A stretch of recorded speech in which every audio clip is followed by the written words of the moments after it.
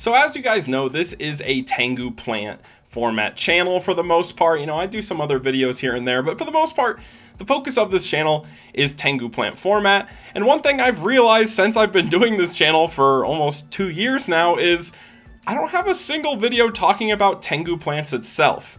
And as you guys know, over the summer, I ended up kind of rarity downgrading my collection, selling a lot of ultis and, just trying to pay off a lot of stuff. So we sold a lot of our cards. And so I wanted to do this video to not only, I guess, showcase my Tengu plant build, since I've never really talked about how I would build the deck, as well as kind of show, I guess, how I've recovered, so to speak, or like what my decks look like now that I have kind of rarity downgraded from all those beautiful ultis, what it looks like, because, I still like keeping my decks looking nice, so I thought maybe some of you guys would be curious to see what my cards look like now that I've rarity downgraded, especially in terms of, like, extra deck, and Tengu Plants is just one of those decks in the format that just runs a bunch of good cards, so this is a great way to showcase what that looks like. So figured we could kill 2 birds with 1 stone, and we'll just kind of do a basic deck profile video where we can kind of take a look, and you guys will see the difference. Also put a comparison of what my deck looked like before and what it looks like now, so you guys can kind of see, like, what it looks like to rarity downgrade and stuff like that if you're kind of curious, because honestly, it's not that bad. I think it's pretty reasonable, but, I'll let you guys be the judge of that. Be sure to let me know in the comments what you think, but we'll just hop right into it. So first, we're just going to talk about the monster lineup. It's honestly pretty standard. You're going to see almost the same monsters in every Tengu Plant deck you see, but I did a couple adjustments from like the traditional Billy Break build. We're starting with BLS. It's just kind of a given. Same with Caius. We're running it as a one of. This card's really, really good. It just comes up as like really nice spot removal. A lot of people are on it, so don't really need to explain it. I am on Chaos Sorcerer. I saw a lot of people, or I've seen a lot of people running this card. I think it just makes a lot of sense. There's a lot of tools that you can use with Chaos Sorcerer. I think it's really broken that it's a level 6 because you can do things like, special summon it, banish to like, banish a monster, and then if that gets Veilored, you can like synchro with it. There's all kinds of little cool combos that happen with Chaos Sorcerer. And it's just another card to get your cards banished to get Leviair live since you're on Tour Guide. I think that's like pretty good. We're on 3 copies of Thunder King. And, this is just the best card in the deck. It's one of the best cards in the format. I feel like if you're going to be on Tengu Plants, you might as well run the best card. This is a pretty common adaptation people have to this traditional Billy Break build is you just want to see this card. It shuts down a lot of decks in the meta, and it's also really, really good for the mirror match, so it just makes a lot of sense. Then we're on 3 copies of Reborn Tengu. Basically same thing. I guess I should also mention that I rarity downgraded my ulti Thunder Kings to Secrets and ulti Caius to Ultra. Unfortunately, this is the best you can do for Caius. It's either Ultra, Super, or Ulti, and so we went Ultra. I don't think these look particularly good, to be honest. Like, I wish there was a better rarity, but ulti Caiuses were just at like an all-time high, so there's just no way I was gonna hold on to them anymore.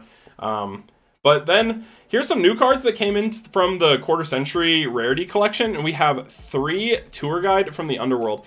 And see, what you're going to kind of notice is, when transitioning my collection, I decided to go with secret rares for a lot of these cards, because I feel like it was really easy to build Tengu Plant as, like, instead of all these cards being ultis, they're now just secrets, and I think they look really, really good. I'm praying for Secret Caius one day, but, we can hope for it. But we literally have 3 secret tour guides. I went for the platinum secret rares. I don't know if you guys can see it, but I just think it looks like slightly better than the standard secret. I'm a big fan of these platinum ones, so that's what I went for. And honestly, these were reasonably very, very cheap to pick up. Then we have a Secret Sanguine to kind of synergize with it. And then even going into the plant package, like Debris Dragon came secret. Honestly, Secret Dandy is hard underrated. I don't know if y'all can see that, but like, this card looks so good. We got Secret Dandy, and then the Platinum Secret Lone Fire to kind of synergize with that as well.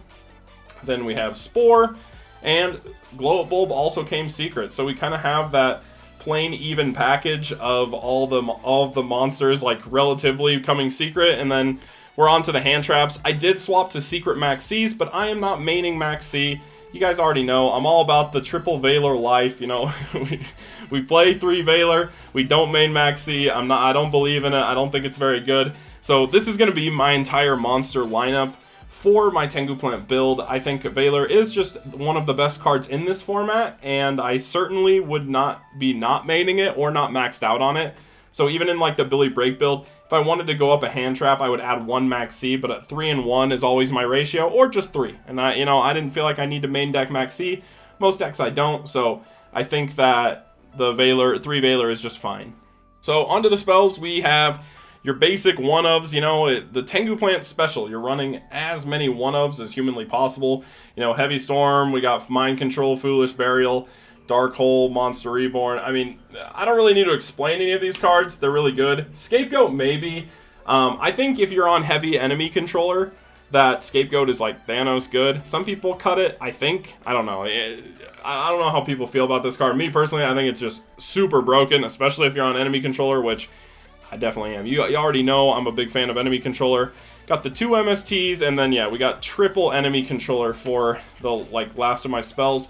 I'm on triple enemy controller just because, as far as I don't actually play a lot of Tengu plants, but I do know that anytime I play it or see it get played, I just feel like this is just the best card in the deck. It has so many versatile options. You can dodge Valor with enemy controller on a tour guide, you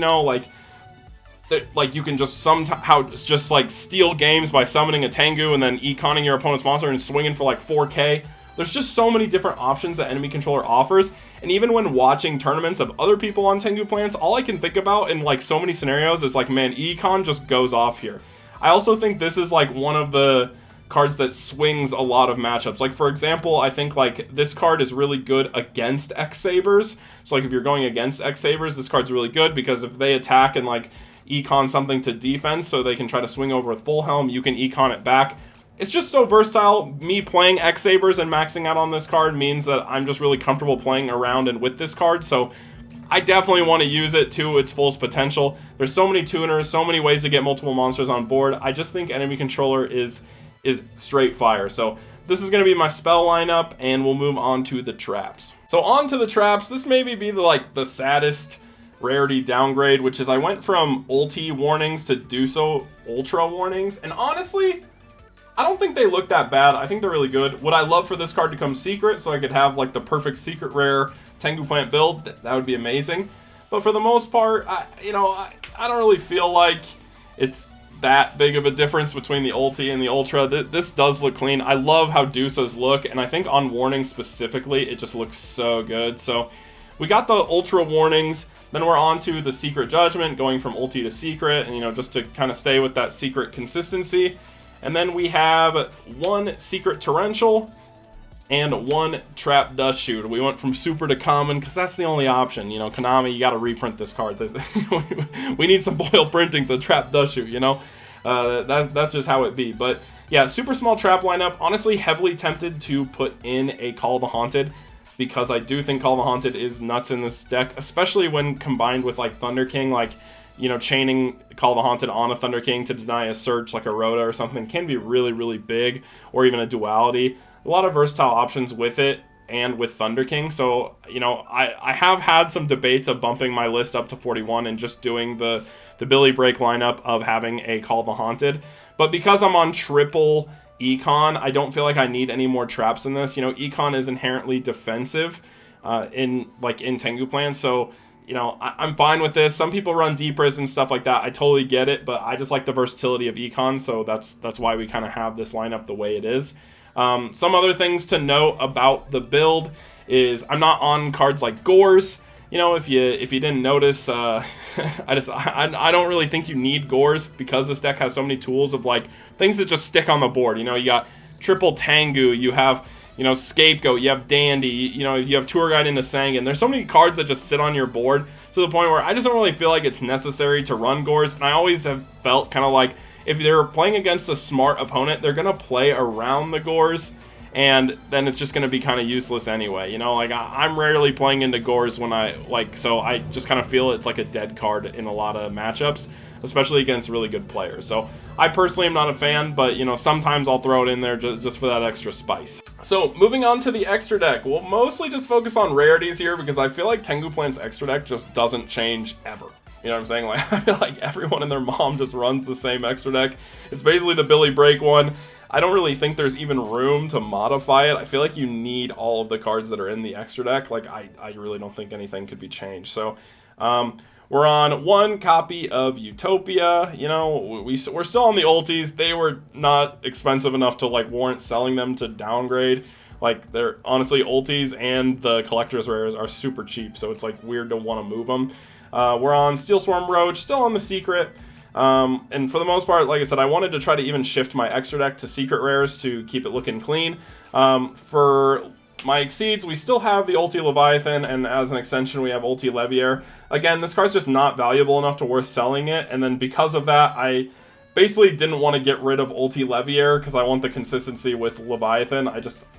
It's weird. I don't like looking at these two cards if they're not the same rarity, you know what I'm saying? So, like, unless this comes secret, they'll probably both stay ulti. I just don't feel comfortable using it. I'm a weirdo, you know what I'm saying? I need that rarity consistency.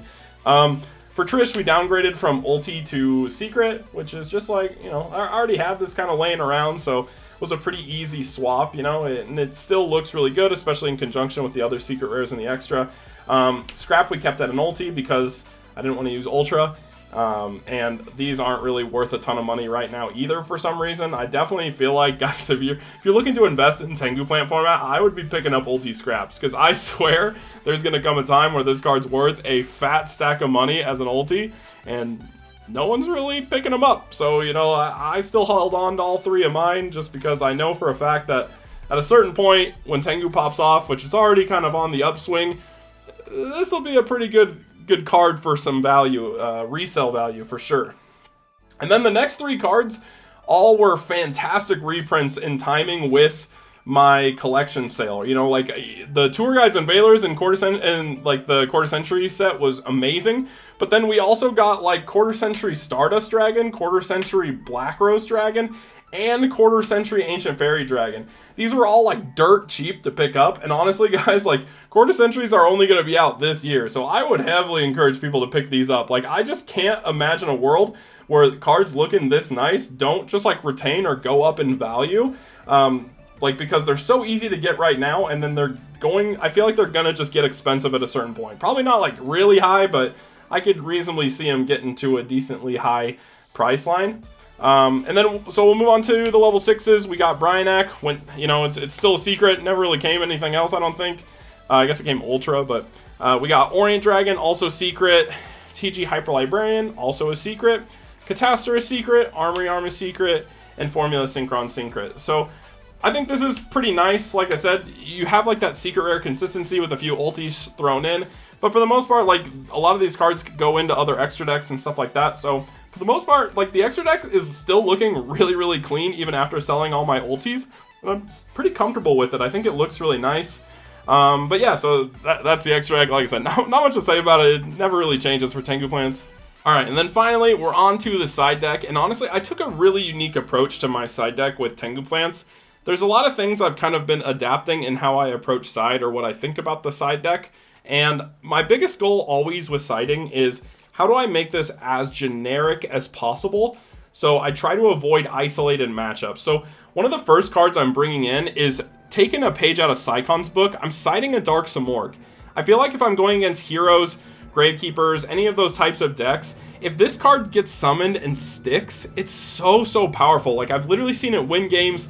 You know, like there was that clip of one of our tournaments where a player literally drew, like, Sicon gave his opponent like 1,000,000 draws with TG and then just summoned a Dark Samorg, and they weren't able to out it. Not being able to set cards in a back row deck is just game losing. And, you know, Tengu Plant, or Reborn Tengu is a wind, and Tour Guide's a dark. So what I would typically do is just side out the Chaos Sork for this card, and I think that's pretty good. And again, it's pretty easy to stick. So once you get it, I feel like this card is just so potent in a lot of matchups. Alright, then a couple other monsters. We're on Puppet Plant. I feel like it's illegal not to be on Puppet Plant. This card is so good against like Gravekeepers, it's good against Heroes.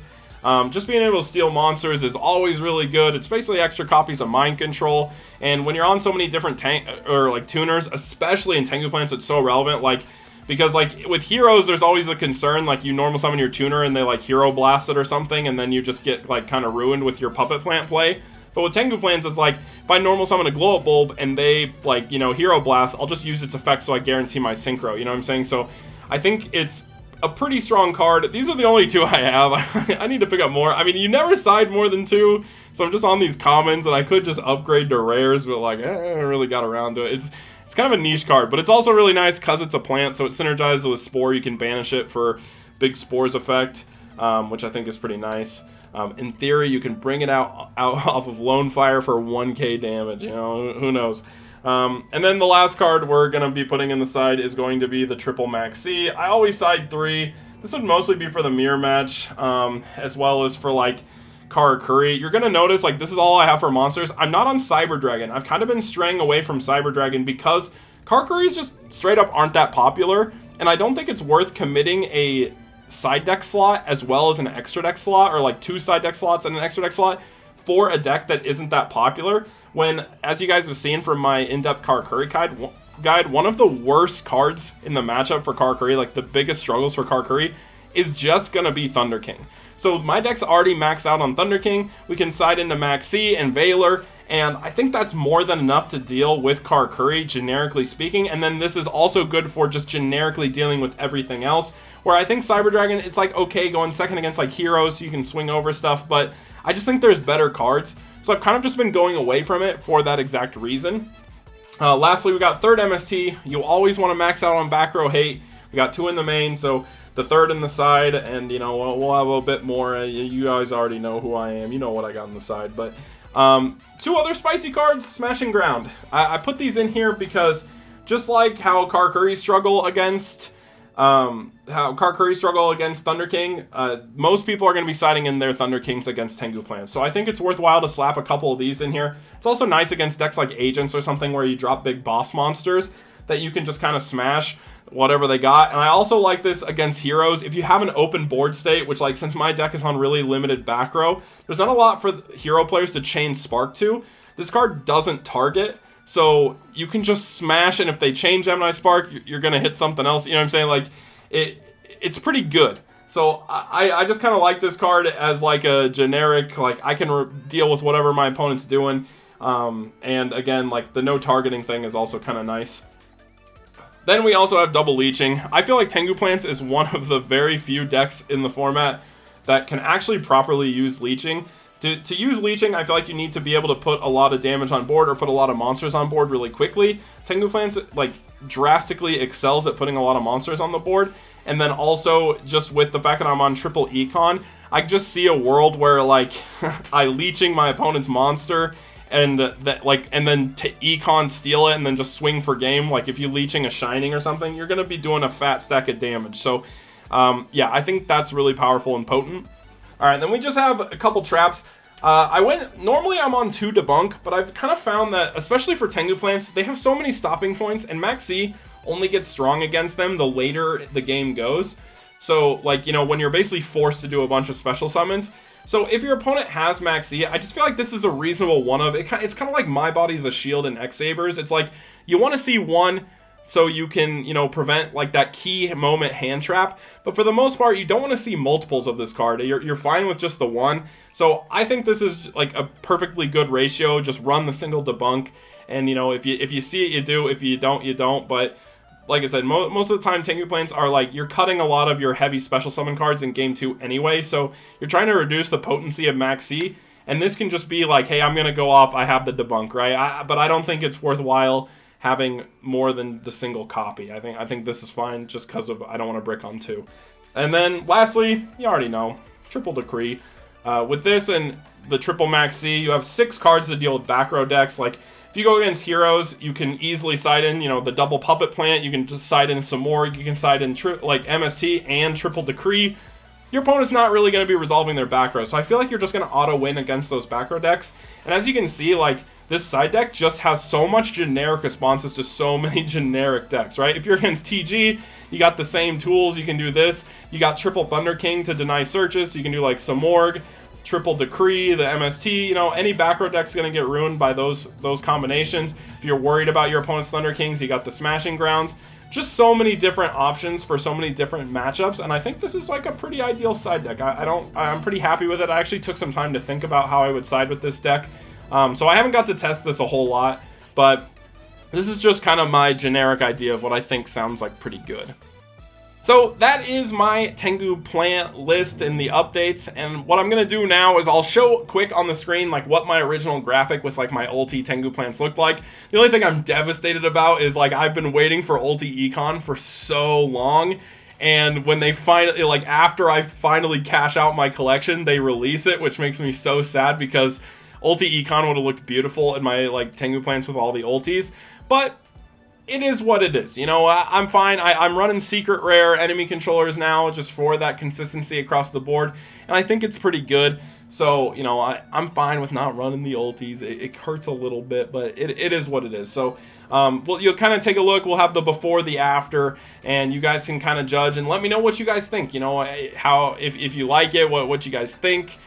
But for the most part, guys, that's gonna wrap it up for this video. I just wanted to kind of give a brief overview of what I was doing, what we got for our Tengu plant list. Let me know in the comments what you guys think about the updated list. You know, do you think it looks acceptable? I think as far as like going budget as well as keeping the deck looking nice, I'm actually really happy with how this turned out, but I'm open to hear what you guys think. You know, do you like how the build looks? You know, you think this is a fair recovery, or do you think maybe I should buy the multi-econs? You know, you let me know in the comments. But other than that, we'll just give a quick shout out to our Patreon. So shout out to Grant Johnson, Beast Eyes, Slap God, My Dude, Photoshooty, Brian Ford, and Sven Olbrand. Thank you guys so much for the support. But other than that, thank you so much for watching. Make sure you guys like, comment, subscribe, and have a great time dueling today.